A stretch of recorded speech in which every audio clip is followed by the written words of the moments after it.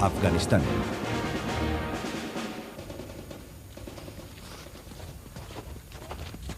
Afganistán.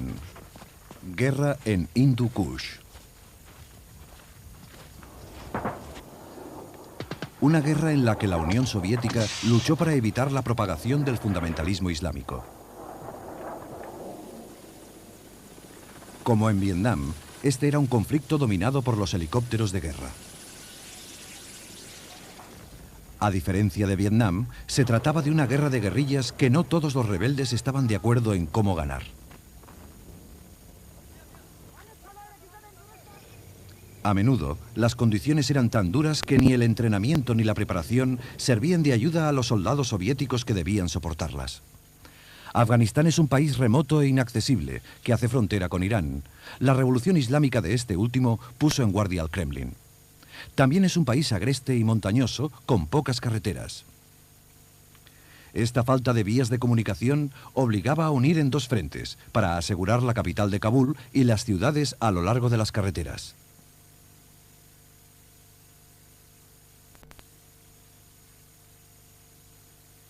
La invasión fue supervisada por el mariscal Sergei Sokolov en persona, delegado del ministro de Defensa soviético.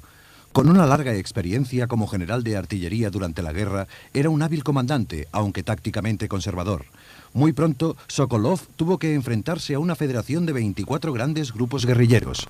1.800 tanques T-62 fueron transportados desde las llanuras soviéticas del Turquestán hasta la frontera con las montañas de Hindu Kush.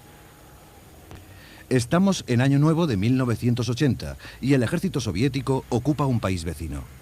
Este era el contingente limitado de las fuerzas soviéticas en Afganistán, el 40º ejército, entonces formado por 80.000 hombres, pero que llegó a contar con 152.000, un tercio de las fuerzas de los Estados Unidos destacadas en Vietnam. Más de 2.000 carros de combate empezaron a dejarse ver por las pocas carreteras de Afganistán.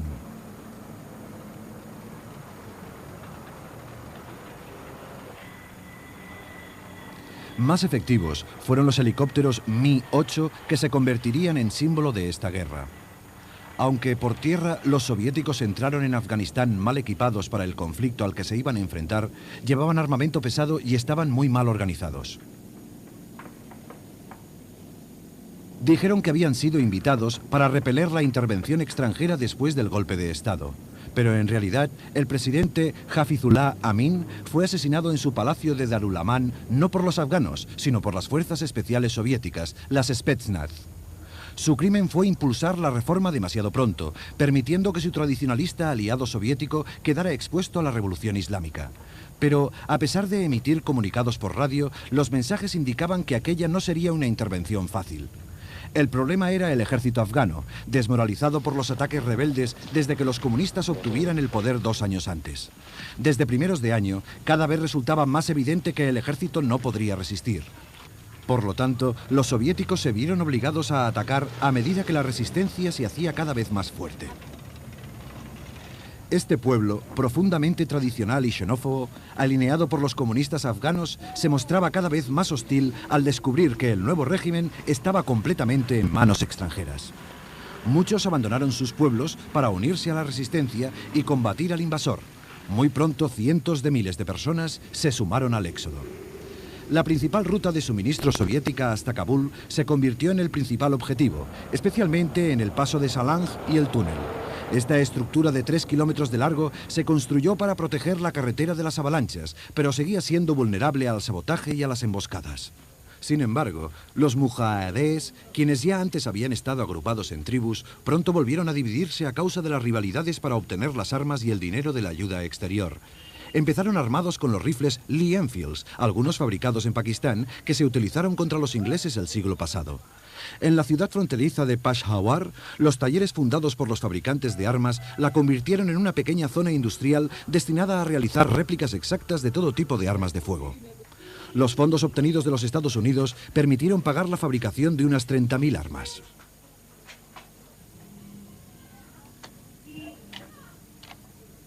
Los vendedores se apresuraban a exhibir sus réplicas de los rifles ingleses almacenados en estanterías de réplicas de los rifles Lee Enfield. Algunas armas eran más ingeniosas, como este rifle camuflado en forma de bastón. Con este método, algunos oficiales del gobierno fueron asesinados en la capital de Afganistán. También ofrecían armas soviéticas requisadas, especialmente armas pesadas, que resultaron decisivas en muchos de los ataques mujahadíes. Pero los más populares eran los Kalashnikov, llamados así por los rebeldes que juraron luchar o morir. We want to fulfill our duties, and if we are killed in the way of God Almighty. So we haven't lost anything. It's a victory by itself. So we are determined to fight to the last. La resistencia concentró la mayoría de sus fuerzas cerca de la frontera con Pakistán, donde Peshawar ofrecía reposo y suministros. El paso de Salang y el valle de Panjshir fueron el escenario de las acciones de los grupos mujahadíes, reforzadas a lo largo de varias de las principales rutas fronterizas. A principios de 1980, la resistencia mujahadí controlaba el 90% de la zona rural, aunque la indignación popular frente a la invasión aportaba más voluntarios de los que podía armar.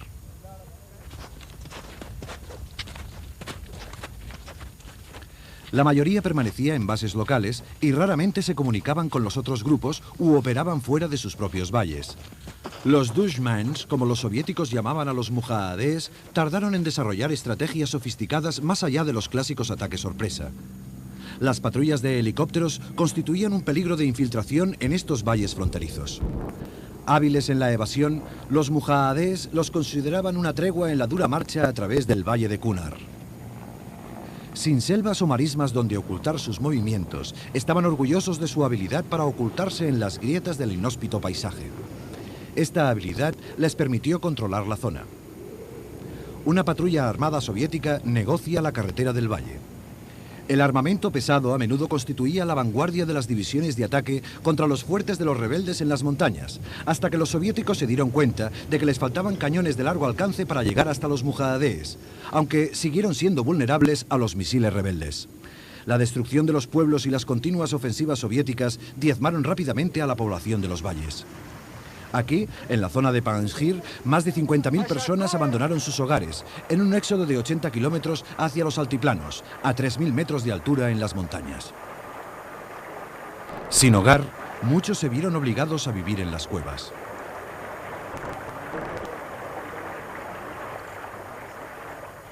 Sin nadie que trabajara la tierra, las reservas de comida de los mujahadíes, infiltrados a lo largo del río, eran cada vez más escasas.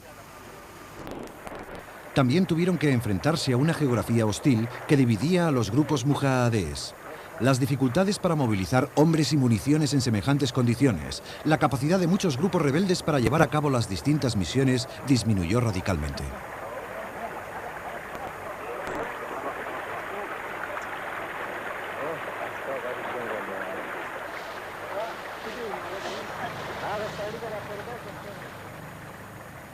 Las patrullas de helicópteros también cumplían otra función. Dejaron caer miles de minas Butterfly para desestabilizar los movimientos de los mujahadíes. Los reactores de combate soviéticos sumaron sus fuerzas para contrarrestar una emboscada mujahadí.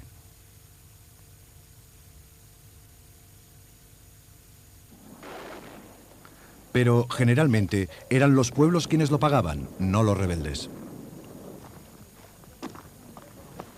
En silencio, avanzan hacia otro objetivo. A diferencia del Vietcong, concebido para luchar en una guerra de guerrillas en Vietnam del Sur, la resistencia afgana había surgido de forma espontánea. Pero le faltaba el equivalente unificador de un Vo Nguyen Giap con experiencia práctica en la batalla. Esta falta de un comando central disminuía la eficacia de estrategia y el uso eficiente de los recursos. Los mujahadíes tienden una trampa en Salang, un paso estratégico. La mayoría comprendieron el valor del ataque por sorpresa y lo utilizaban como táctica base.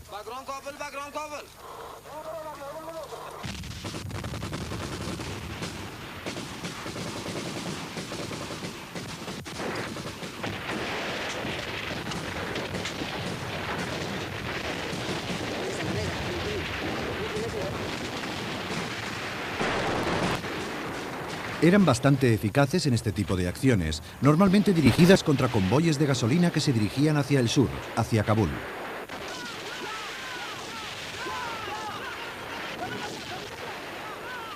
Esta vez, las tropas afganas cuyo camión ha sido detenido se preparan para rendirse.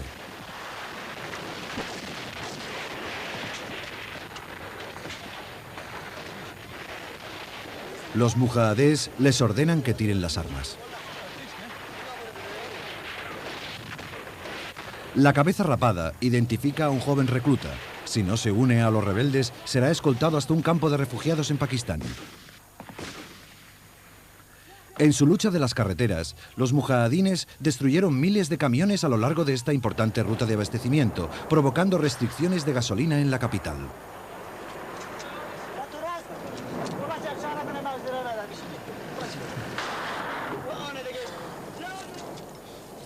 Una ojeada al libro de instrucciones y dos rebeldes se preparan para iniciar un ataque con lanzamisiles. En estos ataques, los misiles se dirigen contra las rocas y se activan mediante mechas pegadas con airstrip. A veces, el resultado de estos arriesgados ataques se limita a alguna incomodidad.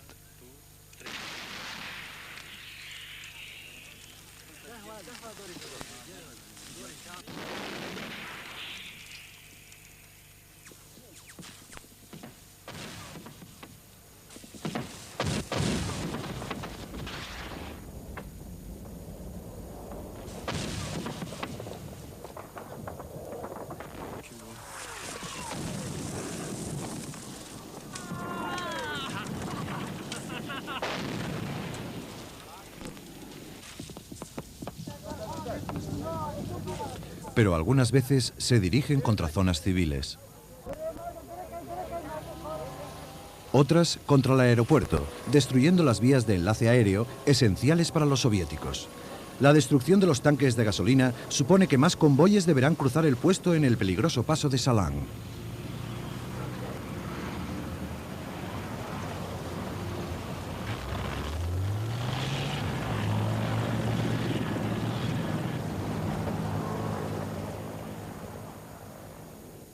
Pero el resultado más espectacular de una de estas incursiones fue el ataque a un depósito de misiles SAM en carga, cerca de Kabul.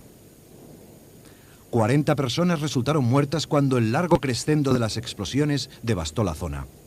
Los soviéticos negaron que fuera a consecuencia de un ataque rebelde, pero poco después incrementaron las medidas de seguridad. Después de 20 minutos, aquella serie de terribles explosiones llegó a su clímax. Aproches a Anaba, una importante base afgano-soviética en el valle de Panjshir. Los planes y las órdenes de las medidas adoptadas contra la insurrección se dictaron desde aquí. La actitud defensiva de los soviéticos ante la difícil situación se consideró motivada por la falta de hombres, de modo que las tropas afganas adquirieron mayor protagonismo mientras los soviéticos empezaban a considerar una retirada gradual.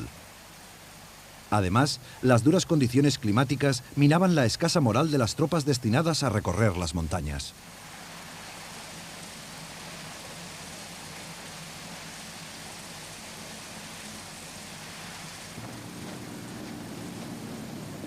Al principio, los movimientos de las patrullas soviéticas eran poco adecuados y nada creativos. Como todos los convoyes, los soviéticos debían avanzar a la velocidad del más lento de sus hombres. Las pocas fotografías de las columnas soviéticas explorando Panjshir muestran gráficamente las dificultades geográficas a las que se enfrentaron y cuán fácilmente se convertían en un objetivo fácil de emboscar.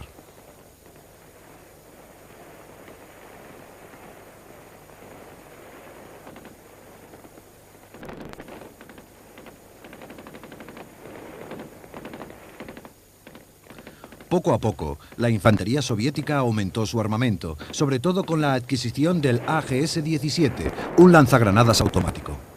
Y aunque ello garantizaba que morían 10 rebeldes por cada soldado, sus propias bajas eran las que determinaban las decisiones del Kremlin. Aquí es donde los soviéticos se enfrentaron con el líder rebelde que más hábilmente asimiló las modernas teorías sobre la guerra de guerrillas, Ahmad Shah Massoud. Pronto abandonó la táctica del ataque sorpresa y organizó fuerzas móviles para contraatacar las fuerzas de asalto soviéticas y movilizó varias unidades entre los valles cercanos, dispersando a su ejército. Desde las montañas, Massoud observaba el avance, dirigiendo las emboscadas en pasos estrechos, donde las columnas avanzaban mucho más despacio y se convertían en objetivos estáticos.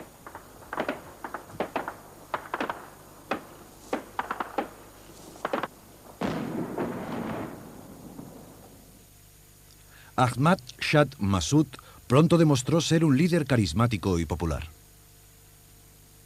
Aunque sus conocimientos sobre la guerra de guerrillas eran solo teóricos, demostró ser un hábil estratega capaz de derrotar al ejército soviético en 9 campañas.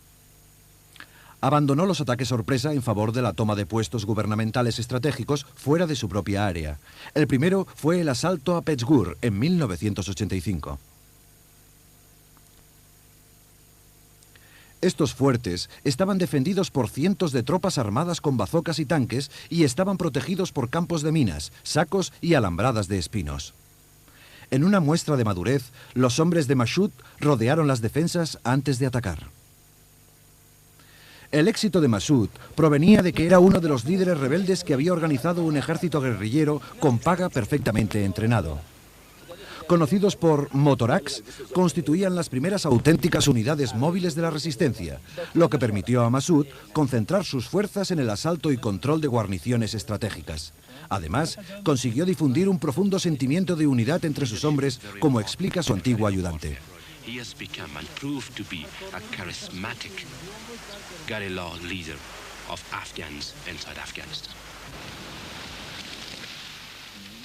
También sabía valorar objetivamente los errores y aciertos de los soviéticos. When they invaded Afghanistan, they came with very heavy weapons, which were wrong for this mountainous terrain.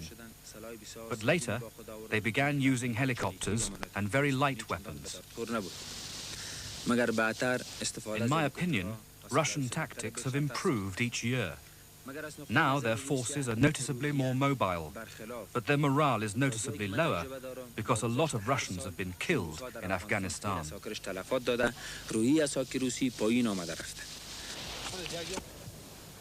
El ataque a Peshgur, en Panjshir, su valle natal, demostró la nueva habilidad de Massoud para tomar un puesto fuertemente vigilado. Custodiado por más de 500 hombres, se creía a salvo de los ataques guerrilleros, pero Massoud no opinaba igual.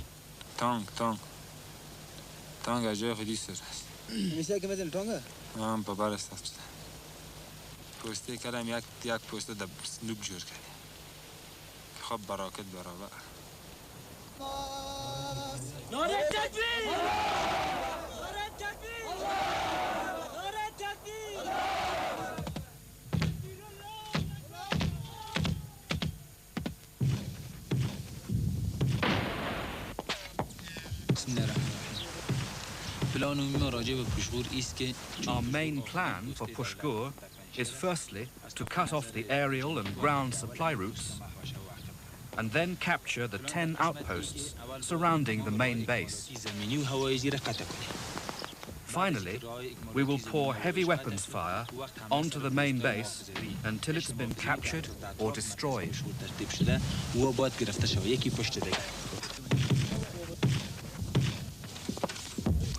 El asalto se caracterizó por la sabia coordinación de las fuerzas a través de la radio, por la buena organización del fuego de cobertura y de los ataques sorpresa.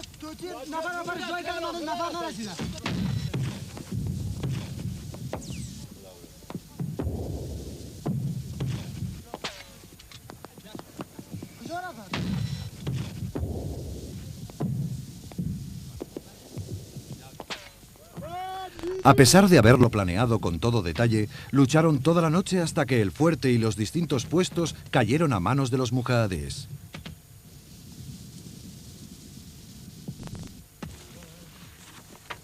Massoud capturó 110 prisioneros, entre ellos oficiales y miembros del NCO, pero el más importante, un miembro del Estado Mayor afgano, murió durante el combate. Conseguido su objetivo, Massoud abandonó el fuerte. Tras ser interrogados, los oficiales fueron llevados a la cárcel mujahedín en las montañas, pero todos murieron durante el contraataque soviético. Se dice que a manos de sus guardias. El misil antiaéreo americano Stinger, el arma que se considera dio ventaja a los mujahidíes en esta guerra. Mide menos de 2 metros, pesa 17 kilos y a pesar de que se necesitan 136 horas para dominarlo, los rebeldes lo consiguieron en mucho menos.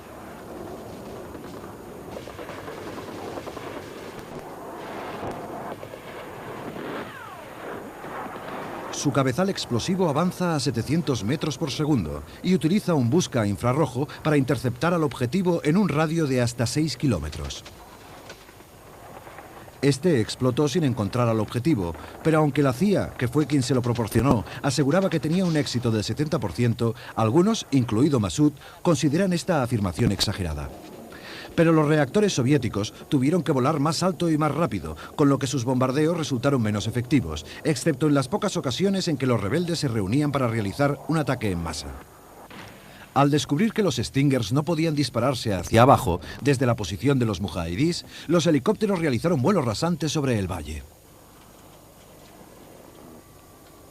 Como consecuencia, aumentó el uso de las bengalas antimisil.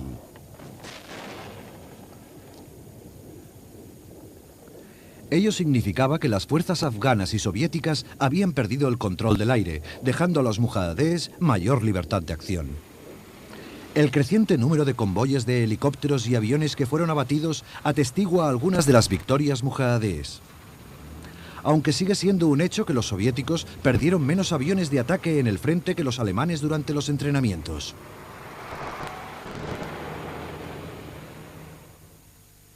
Sur de Kabul. Las fuerzas afganas y soviéticas planean una de las mayores operaciones para acabar con el sitio de la guerrilla en Khost, en la provincia de Paktia, y erradicar sus fuertes en todas partes, incluidas las montañas de Zawar. 2.000 tropas soviéticas respaldaban a un ejército afgano de 10.000 hombres, comandados por el Estado Mayor afgano. Tras el fracaso en un intento previo para acabar con la resistencia en la zona, el gobierno había decidido no dejar nada al azar.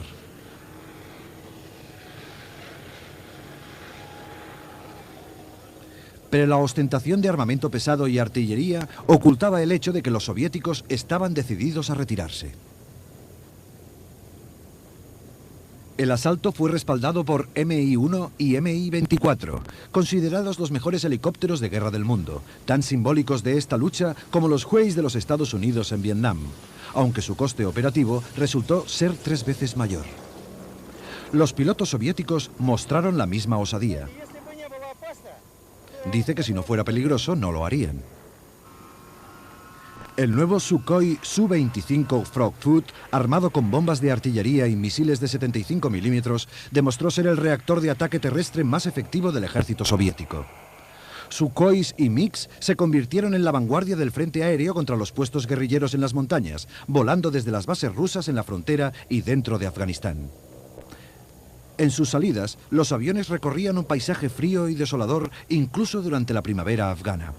Estas zonas montañosas estaban controladas por distintos grupos guerrilleros, liderados por un fundamentalista, Hezbi Islami. Los intentos anteriores para destituirle habían fracasado, lo que proporcionó sosiego y un falso sentido de invulnerabilidad. La intensificación de los ataques aéreos debilitó las posiciones de la guerrilla.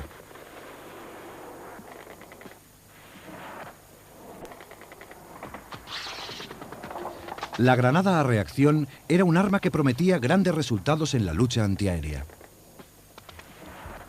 Un Su-25 consigue esquivar el fuego antiaéreo.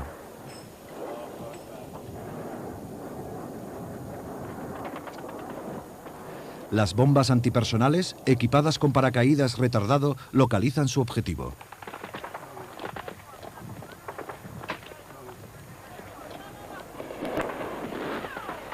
Para desviar los misiles Blowpipe británicos que se utilizaban, lanzaron varias bengalas.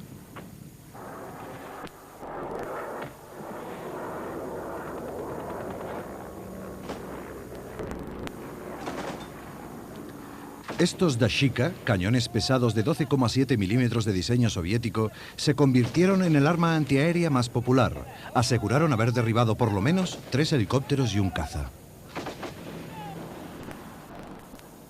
Sin embargo, ahora los helicópteros soviéticos estaban blindados y, por lo tanto, la eficacia de estas armas disminuyó considerablemente.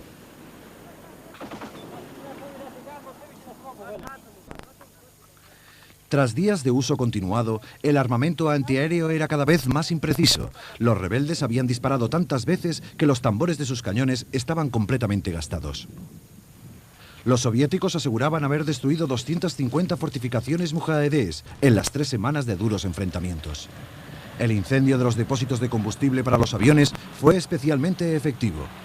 Pero las reservas mujahedíes seguían llegando hasta sus posiciones a medida que los rebeldes se reagrupaban. Algunos incluso recibieron menús precocinados para las líneas aéreas enviados desde Arabia Saudí. Los mujahedíes cavaron una nueva red de túneles y trincheras, mientras otros sembraban nuevos campos de minas fuera del alcance de los nuevos fuertes. El avance de la guerra les demostró que la derrota era posible, pero su habilidad, como la del Vietcong para reagruparse fuera de las fronteras nacionales, significaba que ni las fuerzas afganas ni las soviéticas obtendrían una victoria fácil. En invierno de 1987, los soviéticos fueron obligados a desplazarse cuando Khost volvió a ser sitiado. 40.000 personas y una guarnición de 800 hombres sufrieron la falta de alimento. Los campos de minas alentían la marcha de la operación magistral, que avanzaba a 1 kilómetro por día.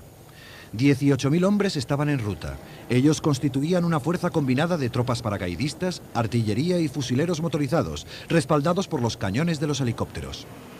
Una vez más, estaban respaldados por una de las fuerzas aéreas más efectivas de la guerra.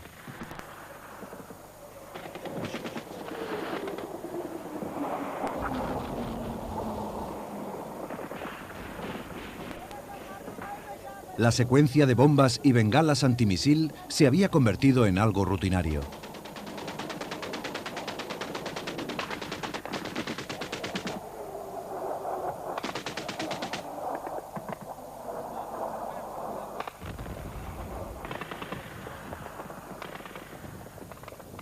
Los combates aéreos continuaron durante una semana.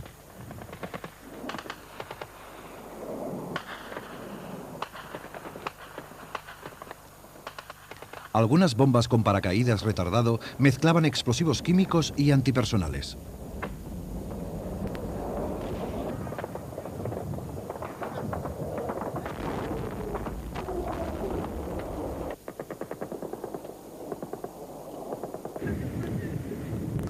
También en tierra, la artillería desplegó gran cantidad de material, entre el que había misiles de largo alcance y proyectiles.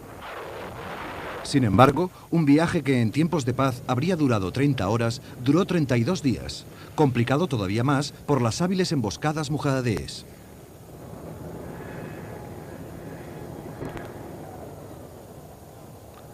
Los exploradores observan el lento avance de los convoyes mientras un mujahedí prepara el terreno para una emboscada. El agua evitará que se levanten nubes de polvo que delatarían la presencia de un grupo armado.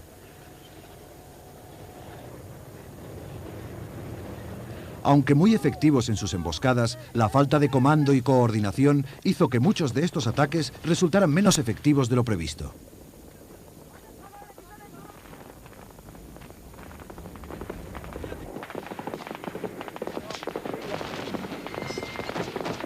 Los soviéticos excavaron alrededor del pueblo, preparando el fuego de cobertura.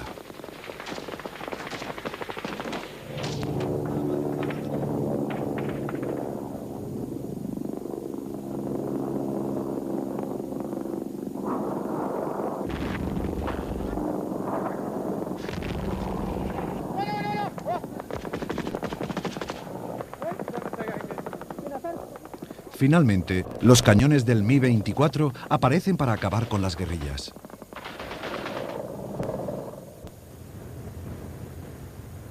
Se trataba de posiciones que podrían haber sido defendidas por un ejército profesional ante el ataque de una fuerza mayor. 18.000 minas fueron neutralizadas mientras los comandos afganos y soviéticos desballestaban las cuevas mujahedíes, requisando gran cantidad de armas, entre ellas cientos de granadas a reacción.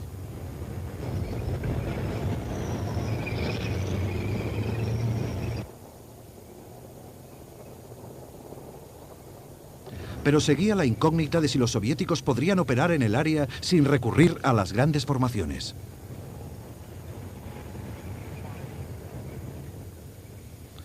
Con la artillería alineada, los hombres excavaron para evitar que los rebeldes reanudaran el sitio una vez retiradas la mayoría de sus fuerzas. Con el control de las colinas en sus manos, las tropas de liberación se dirigen hacia el objetivo. Fue la última gran acción del 40 Ejército, que consiguió captar la atención del público soviético, que concedió el estatus de héroe de la Unión Soviética al hombre que lo había liderado. Se trataba del teniente general Boris Gromov, el hombre que había dirigido y planeado la retirada soviética. Gromov era el miembro más joven e inteligente del Estado Mayor soviético y había demostrado ser un soldado modelo. También dirigió y planeó la liberación de Kost, demostrando que también era un experto estratega en la guerra de guerrillas.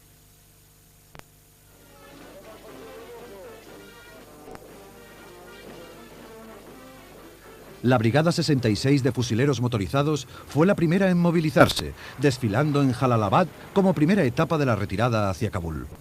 Los soviéticos evadieron las responsabilidades alegando que se trataba de un conflicto local y que por lo tanto sería mejor dejar que los afganos lo resolvieran entre ellos. Habían conseguido evitar el conflicto de una intervención tan costosa y discutible como la de Estados Unidos en Vietnam. Aunque repitieron muchas de las experiencias americanas, ganando los enfrentamientos más convencionales y perdiendo el control de la zona rural.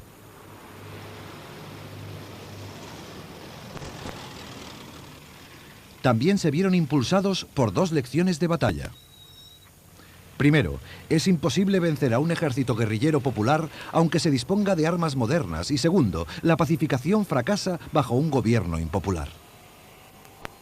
Otro Ilyushin 276 se prepara para despegar. Estos enormes transportadores se convirtieron en piezas clave del continuo tráfico aéreo para llevar alimentos hasta Kabul y transportar tropas desde la Unión Soviética. En 6 semanas, el general Gromov anunciaba que 20.000 tropas ya habían regresado a casa.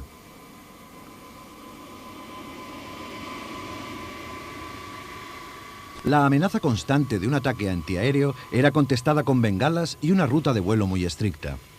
Estas tropas fueron duramente castigadas, pero en la huida muchas de ellas dejaron atrás un equipo prácticamente nuevo.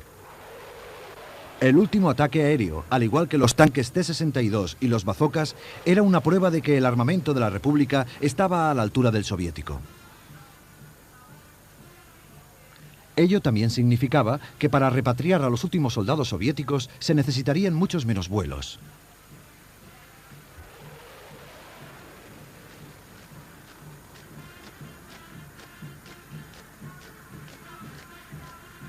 Los soviéticos dejaban atrás un ejército afgano cuyas tropas de élite rezumaban confianza, cuando 9 años antes la moral estaba tan baja que miles de ellos habían desertado.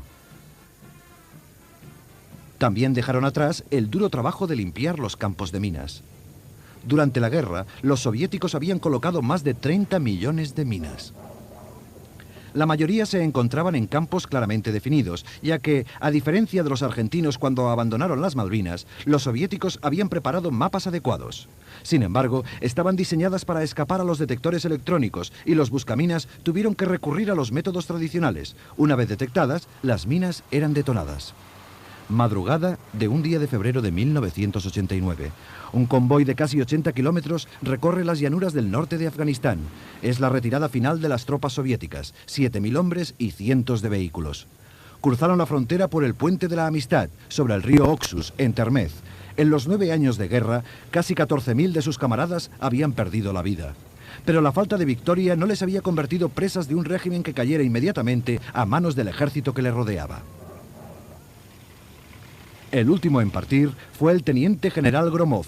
Tras ejecutar la retirada soviética con el mínimo de bajas, recibió las mismas muestras de simpatía que el primer hombre que llegó al espacio, Yuri Gagarin. Con el tiempo, Gromov se convertiría en una figura de importancia nacional.